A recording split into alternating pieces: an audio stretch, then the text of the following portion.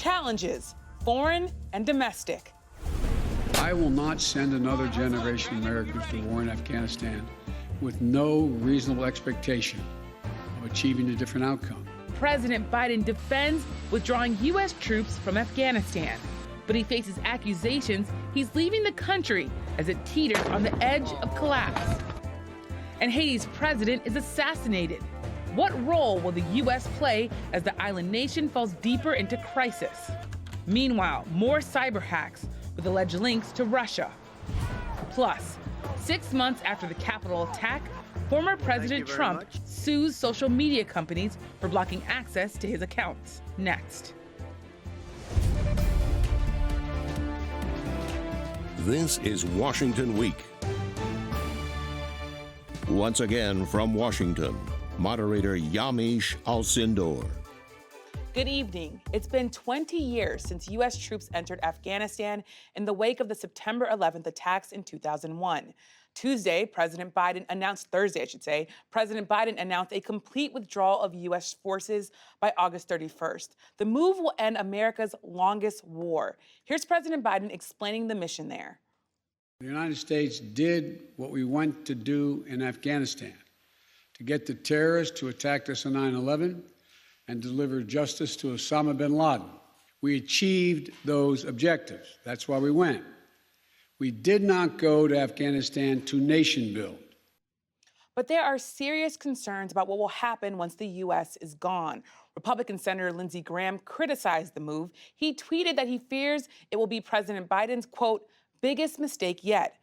This marks just one of the many foreign policy challenges facing President Biden. Also this week, Haitian President Jovenel Moïse was assassinated in his home. Here's Bochid Edmond, Haiti's ambassador to the U.S., and what he had to say. This is a threat.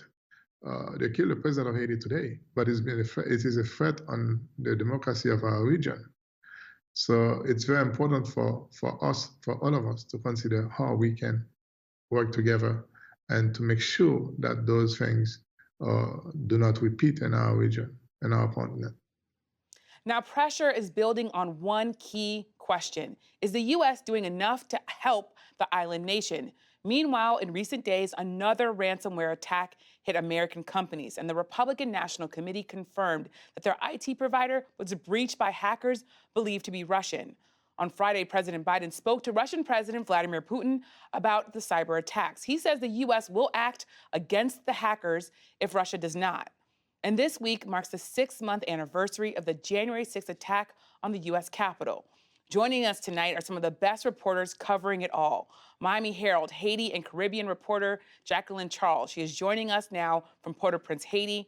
And joining me in studio, Dan Balz, chief correspondent for The Washington Post, Leigh Caldwell, Capitol Hill correspondent for NBC News, and Weijia Jiang, senior White House correspondent for CBS News.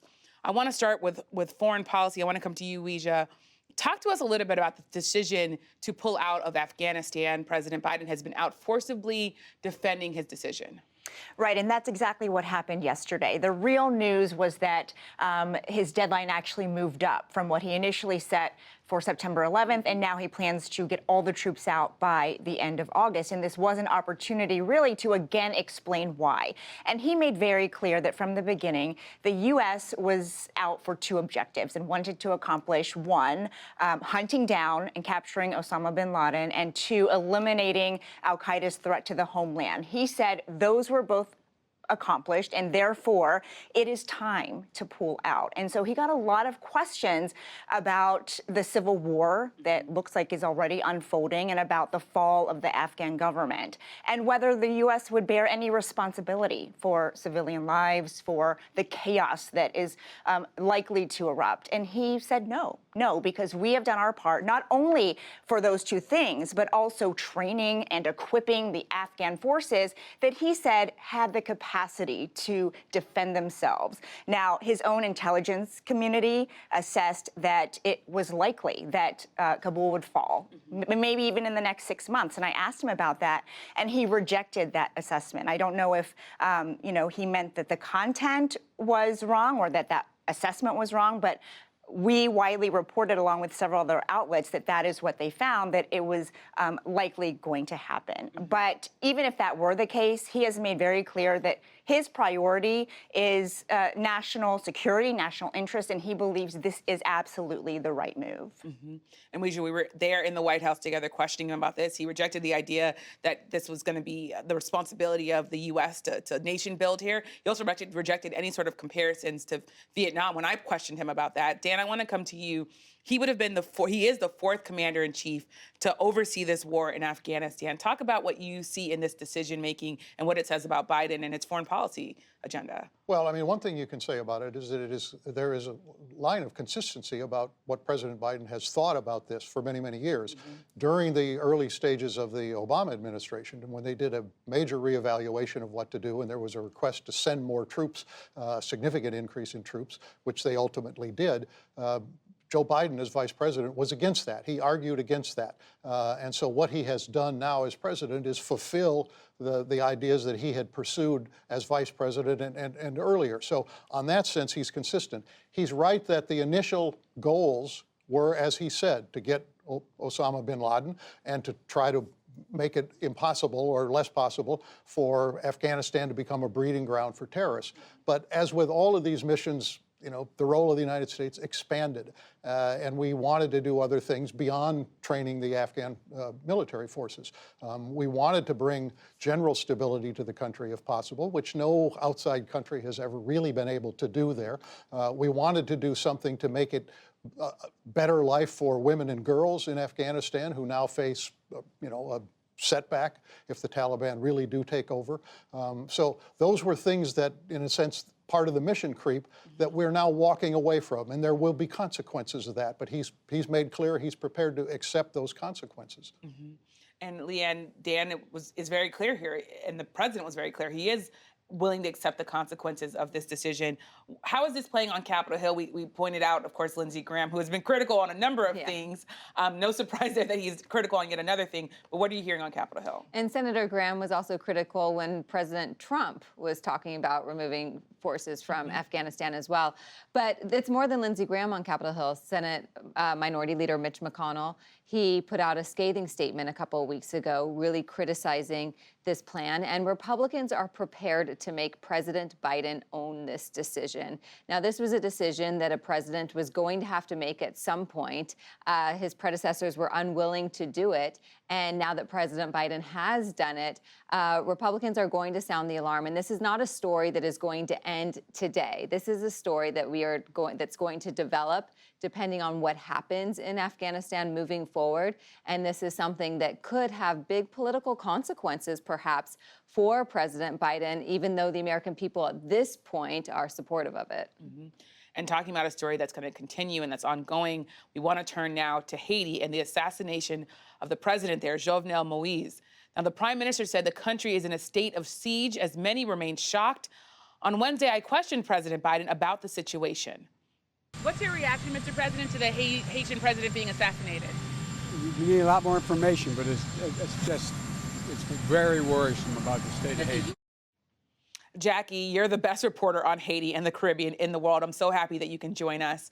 You're on the ground in Haiti. What's the latest on the assassination and the arrest of these suspected assassins, including 2 American citizens? And do people in Haiti, do they believe the Haitian government's version of events? We don't really know what the Haitian government's version of events are because we're not really getting a lot of information.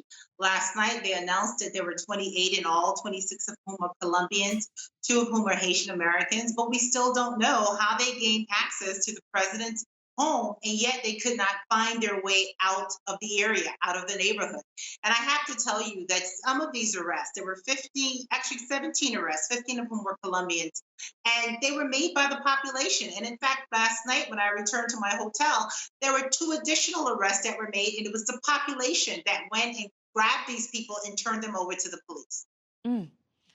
The crowds gathering and attacking people and taking them into custody, it's an extraordinary situation. Now, the late President Moise, had been facing calls to step down. He was accused of increasingly acting like a dictator Activists tell me they want a transitional government, human rights activists as well. What are you hearing about what the people want, the people in Haiti, for their government? And what does your reporting tell you about what might happen next as this political crisis continues to unfold? Well, I have to tell you, we have two dueling prime ministers. We have the prime minister who had resigned and who the president, for lack of a better word, fired. That's Prime Minister Claude Joseph, who congratulated Ariel Henry, the designated prime minister, but who has not yet been sworn in. And then today, just now, the president of the Senate, which is the only legal constitutional institution that exists today, it's 10 people instead of 30 because the terms ended. They voted to name Joseph Lambert provisional president. Now, this is a third thing that goes into the confusion. And so who will be in charge of this country next week? That is the question, and we just don't know. So Haitians, they don't believe in democracy anymore. They don't really believe in politicians. They just want to be able to eat. They want to be able to live. They want to have security. They feel violated in the sense that their president has been killed, whether they liked him or did not like him. This whole idea that foreigners came in and did this, they're still trying to grapple with. And Haitians and Haitian Americans have been very critical of the Biden administration's policies toward Haiti. Some have even been saying that he's continuing the policies of former President Trump and breaking promises that he made to Haitian Americans. But the U.S. is sending a delegation, including FBI officials. What role do people in Haiti want to see the U.S. and the UN play here, and how might President Biden respond? Well, I think one, by sending in the FBI, they're hoping to get some answers, because again, was this an inside job? How did these people get that close? But yes, there's been a lot of pressure for President Biden to pay more attention to Haiti and not do sort of what his predecessor did, which was kind of ignore it, always sort of speaking in favor of the government because they were elected, or this sort of tacit support. Haiti has a lot of needs, the biggest of which probably is the security issue today. Just pouring money into the Haitian National Police is not going to get it. I think people just want to have this country stabilized, and the U.S. has to figure out where that middle ground is. They've gone from being sort of overreaching with Haiti to, some would say, ignoring it in the last several years. And so they have to find that sort of, middle ground where people feel that they're being listened to, and we can come up with a policy that addresses, people in Haiti and also address U.S. interests.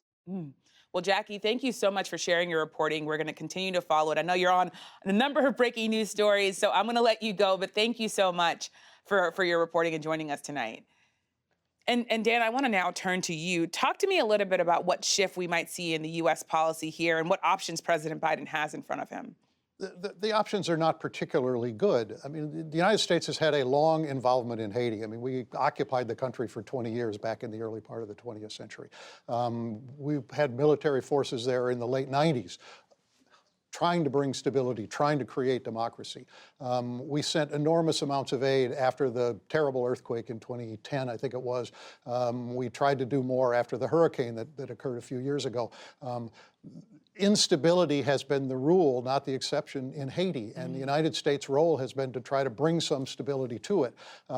They've asked for U.S. military forces to perhaps come in to try to help out at this moment. It seems unlikely that they would do that, given that we're pulling out of Afghanistan. I don't think the president's going to send troops to Haiti at this point on an indeterminate mission. There will be aid, there will be diplomatic support, there will be, rhetorical support, but this is a very tough country to try to bring stability to. And I want to turn to Russia because that's another, of course, big foreign policy story playing out. Weijia, what's your reporting tell you about where the president's strategy is here as we see these ransomware attacks keep going? So the president actually had a phone call with Vladimir Putin this morning, and it is another tale of two phone calls, because afterward he said he was really optimistic. He reiterated the very message that he delivered just 3 weeks ago. I know you were there in Geneva talking about how it is Putin's responsibility to crack down on these ransomware attacks that we have seen, even if they are not carried out by state actors, as long as they're happening on his soil.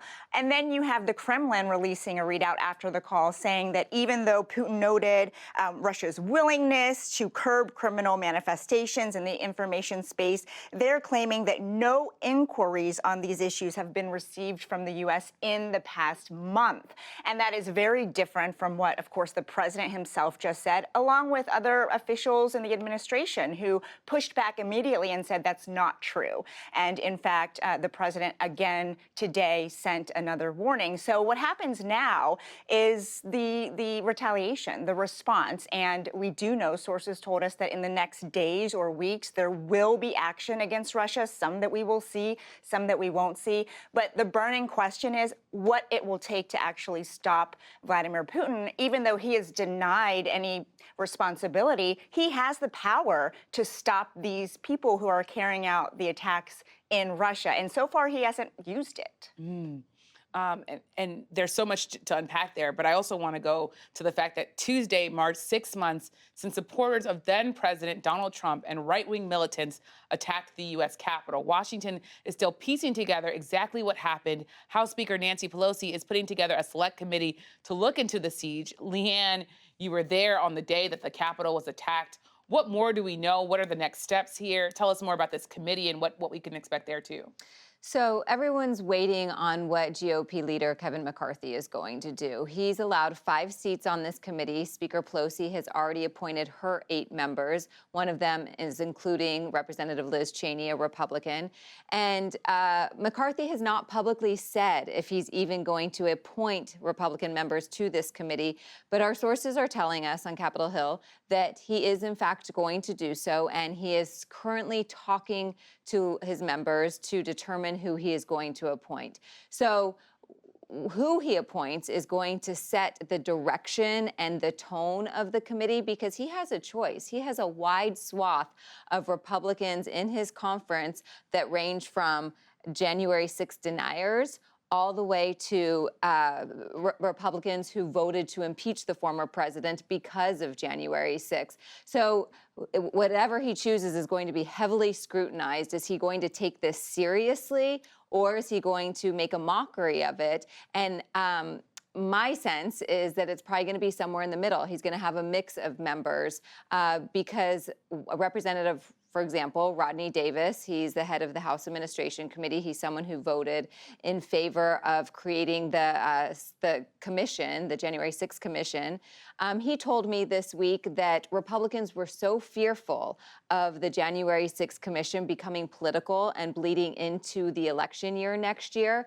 Well, what they are now getting is their worst nightmare. This is a very political committee that is going to do investigations, but is going to be controlled by Democrats, and Republicans are going to have to figure out how they are going to deal with it. And I have to ask you about something else that's going on in the Capitol, and it's sort of head-spinning when I read this headline, and it is that the Capitol Police, who saved lawmakers' lives, are running out of money. There's this supplemental funding bill that is literally stalled in the Senate. Yeah. Explain what is going on. I know. So on one hand, you have the fencing around the Capitol that is starting to come down as we speak. This has been the most visible portion of Capitol security since January 6th, a constant reminder of what happened that day. That fencing is coming down, which I also need to say that talking to rank and file Capitol police officers, they are not very happy about it. They're still worried about the security threats, but the decision was made. Meanwhile, there is a funding gap of salaries for Capitol police officers. The House of Representatives passed a major funding bill about a month ago to accommodate all the increased needs of Capitol Police, including all the overtime they're doing, more equipment, et cetera, et cetera. Well, Capitol Police are now running out of money for salaries, and they could run out of money by mid-August and would have to furlough people. The reason is because that bill is stuck in the Senate. There are some Republicans who have said in the past that they don't think that additional money is necessary, and so there is some political wrangling there. But this publicization of the fact that they could run out of money is also a very prudent political ploy to put pressure on the Senate to act. And Dan, I want to come to you on something that's related to January 6th, and that is former President Trump sued these tech companies because he's been blocked from the access to his account. What do you make of this lawsuit? Is it a distraction? And tell me a little bit about how important it is for former President Trump to continue to falsely claim that the election was rigged. Well, let's start with the lawsuit. We know from his history that he is an incredibly litigious person. Right. That's one way to put it. He likes the idea of filing lawsuits, and he does them often for reasons of distraction or publicity. And I think this falls into that category. Every legal expert who has looked at this says it is a frivolous lawsuit. That the grounds upon which he is making the argument are that Facebook and Twitter and social media platforms are, in a sense, part of the government, and therefore they can't affect his First Amendment rights. They are not part of the government. They're private institutions. They're private companies. So that argument will fall apart. I mean, there is a debate about what you do about these companies in terms of regulating them, but that's a separate issue from what he's done.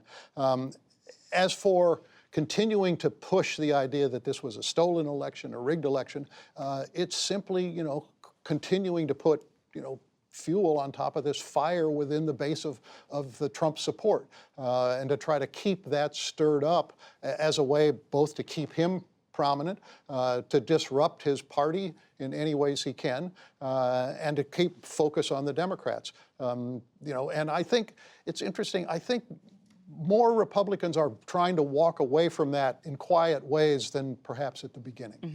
And I want to turn to voting rights. President Biden, he met with civil rights leaders. What's the White House strategy here? We're seeing GOP leaders move with such efficiency, passing hundreds of laws to restrict voting. So we know that President Biden is going to Philadelphia on Tuesday to make a big speech, according to White House officials, about voting rights and about the need to protect them, especially as we are seeing so many of what you just mentioned, laws being changed around the country. And so we think that it is just the start of a series of speeches, as he's indicated before, that he will make. But, there's really little that he can do at this point from his view. He has to continue to try to push for those lawmakers on Capitol Hill to pass some sort of legislation, which is exactly why he brought the vice president on as well. And I'm sure Leigh can tell you that is going to be a very difficult feat. And before we go, I want to turn to the pandemic. Just as the country was ready to go back to a new normal, I was ready to go back to a new normal. The Delta variant of the COVID-19 virus is raising fears. On Thursday, the CDC director announced the Delta variant is now the dominant COVID strain in the United States. And this week, the Olympics announced that spectators will be banned from the games in Tokyo after Japan declared a state of emergency amid rising COVID-19 fears and cases in that country. I want to come to you, Weijia. How is the White House handling this? And are these cases changing the president's strategy here? Well, they are sending out what they're calling surge response teams to these areas. The problem is when you look at these areas, they are red for the most part. And that is something that vaccine experts immediately point to, because even though the president just gave a speech this week about the things that he's doing to make it easier for people to access the vaccine, the question is no longer whether you can access the vaccine. People are banging on your door trying to give it to you. The question is how you can change people's minds who already have decided that philosophically they don't believe in the science, they don't believe in their elected officials, they don't believe that President Biden is trying to help them. And I think they're at a loss right now. Even though they have tried different groups and working with different leaders, they're now relying on people at the local level to try to, in their purview, talk some sense into the holdouts. Because when you look at who's getting sick, who's getting hospitalized, who's dying from COVID, it is people who refuse to get their shots. And in the 30 seconds that we have left, Dan, you were nodding your head. You've covered politics in D.C. for so long. What do you make of this politicization that continues with this virus and vaccines? Well, it's just one more example of kind of the terrible problem that this country is in terms of the way people see things and the inability of people to agree on a set of facts or to accept science or to accept medical expertise. It's ironic, we're a few days away from July 4th. The president had set that as the day to open up, and yet in the days after that, we're realizing that there's problems ahead with this Delta variant and because of the lack of vaccinations in a lot of parts of the country. And so, Weijia exactly right. They are stymied at this point in what they can do to overcome that. I mean, it's an incredible time in our country to thinking about the politicization that's informing what's going on Capitol Hill, and of course, people not getting vaccines. That's all the time we have tonight, but there's so much news to cover, so stick with us every week. Thank you to Jackie, to Dan, to Leanne, and to Weijia for your insights, and thank you all for joining us. Don't miss our Washington Week Extra. We'll continue our conversation on the COVID-19 pandemic. It streams live at 8:30 Eastern on our website, Facebook, and YouTube. And remember to tune in to the PBS NewsHour all week for the deeply reported series, Raising the Future, the child care crisis in America. That's every night next week, starting Monday. I'm Yamiche Alcindor. Good night from Washington.